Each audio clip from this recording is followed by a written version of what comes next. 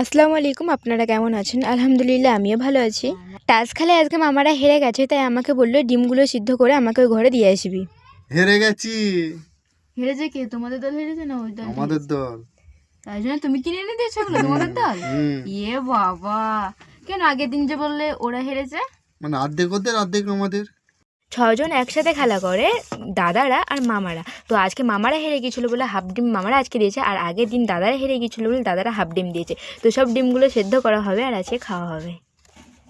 আর এই যে মামা আমাকে দিয়ে গেল, বললো তুই সিদ্ধ করে দে, আর তার জন্য আমি মামাকে বলেছি আমাকে কিন্তু দুটো দিতে হবে। বলেছে ঠিক আছে, তাই জন্য আমি পানিতে দিয়েছি আর সব ডিমগুলোকে দিয়ে দিচ্ছি।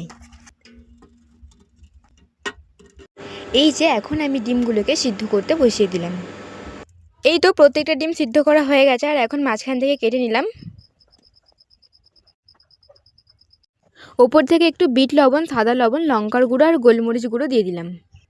আর এই ডিমগুলো আমার। ভিডিওটা এই পর্যন্তই। ভালো লাগলে লাইক, কমেন্ট, সাবস্ক্রাইব করে পাশে থাকবেন। আল্লাহ হাফেজ।